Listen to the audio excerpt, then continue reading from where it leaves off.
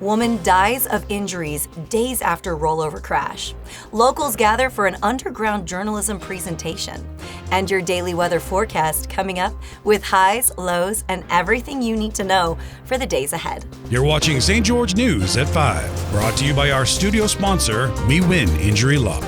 Good afternoon, I'm Monica McLaughlin. A woman critically injured in a rollover crash near Parowan on Valentine's Day has died from her injuries. Family and friends confirmed that 33-year-old Yadira Alvarez was taken off life support on February 18th, with her funeral held Monday in Cedar City. The crash involved a Chevrolet Silverado carrying 5 people, including Alvarez's husband, their 2 children, and her mother.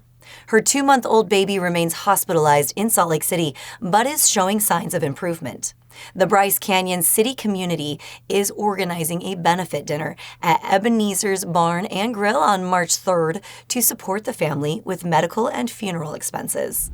A historical lecture at Utah Tech University revisited the Eugene Stable, an underground newspaper from the 1960s and 70s that challenged college leadership and fought for academic freedom.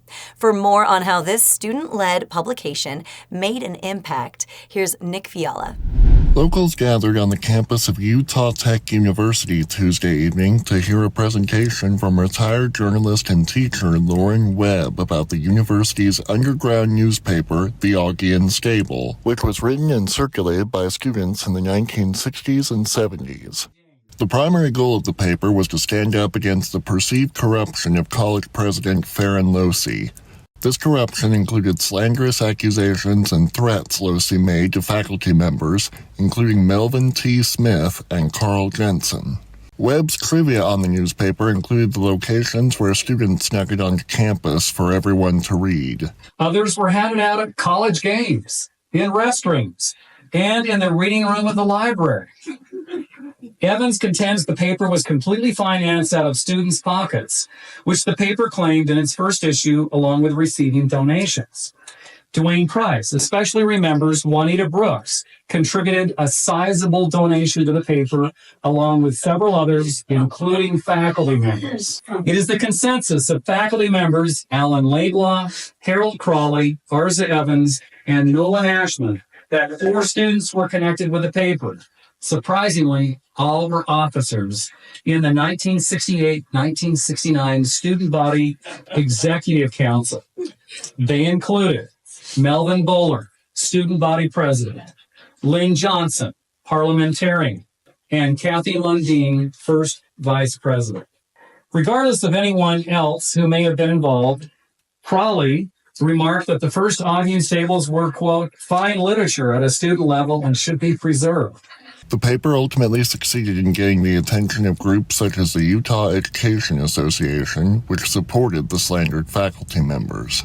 It had enough facts to recommend a week later that Melvin Smith and Carl Jensen be reinstated and that charges of unprofessional conduct against Lynn Bothwell, sociology instructor, be dropped and stricken from the record. It also recommended that a system of shared authority be developed and that department chairmen be elected by members of the department.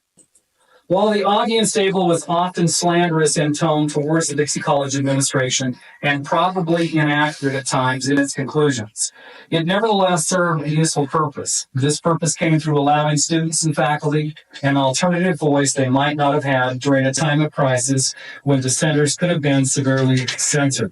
This was a triumph for local journalism during a tumultuous period in American history. Thanks, Nick. Let's take a look at your daily weather forecast, brought to you by Casablanca Resort and Casino. Currently in St. George, it's sunny with a temperature of 68 degrees. Tonight, expect a low of 38 degrees. And tomorrow, anticipate a high of 71 and a low of 40. In Mesquite, it's mostly sunny and 72 degrees at the moment. Tonight's low will be around 46 degrees, with tomorrow's temperatures ranging from a high of 76 to a low of 47 degrees. Meanwhile, in Cedar City, it's mostly sunny with a current temperature of 49 degrees. Expect a chilly night with a low of 23 degrees, and tomorrow's forecast calls for a high of 59 and a low of 29 degrees. Now we'll head over to Jill Paulson for your weekly update on the Southern Utah real estate market. The Springs Estates and River Hollow are beautiful neighborhoods with most properties being owner-occupied. While many homes were built around 2000, there's been a recent surge of brand new construction.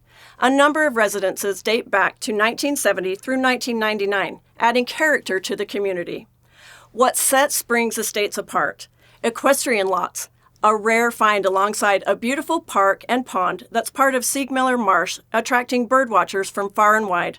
Residents enjoy easy access to downtown St. George, Dixie Regional Medical Center, local schools, I-15, the new LDS Temple, an equestrian center, city parks, and extensive trail networks.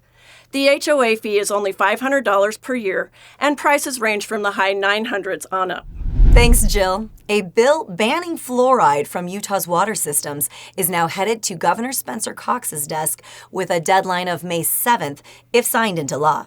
The legislation, sponsored by Representative Stephanie Grecius, passed the Senate despite opposition from the Utah Dental Association, which cites fluoride's proven benefits in preventing cavities. Grecius pointed to concerns raised in a California court ruling and called for the Environmental Protection Agency to reassess fluoride standards. The bill's fate now rests with the governor's decision. A bill aimed at educating minors about the risks of carrying imitation firearms in public is moving through the Utah legislature after passing the House.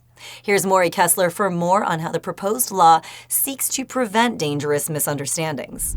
House Bill 187 is quietly advancing through the Utah legislature and aims to educate minors about the dangers of carrying imitation firearms in public. Sponsored by Representative Jake Fittipaldi of West Valley City, the bill defines imitation firearms as toy or look-alike guns that have been altered to resemble real weapons. Federal law requires toy guns to have an orange tip for easy identification. But when these markings are removed, police can mistake them for real firearms, leading to potentially fatal encounters. The bill aims to prevent such situations by deterring minors from carrying altered fake guns in public spaces like streets, malls, and schools. Fittipaldi cited past incidents, including one near his home, where police were called due to minors playing with imitation guns. While no one was harmed in that case, other similar situations have resulted in fatalities. HB 187 proposes issuing a written warning before enforcing penalties, ensuring that minors have the chance to correct their behavior before facing legal consequences.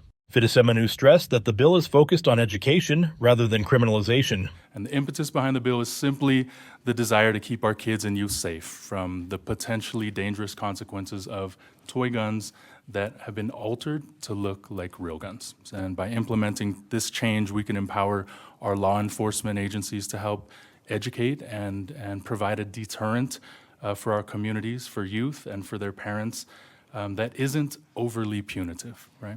Supporters of the bill include firearm safety advocates like Brett Barrett of St. George, who believes it promotes responsible behavior and awareness. Barrett recounted a personal experience where he mistook a group of young people for an active shooter situation due to their altered toy guns. He emphasized the need for better firearm safety education, even with imitation weapons.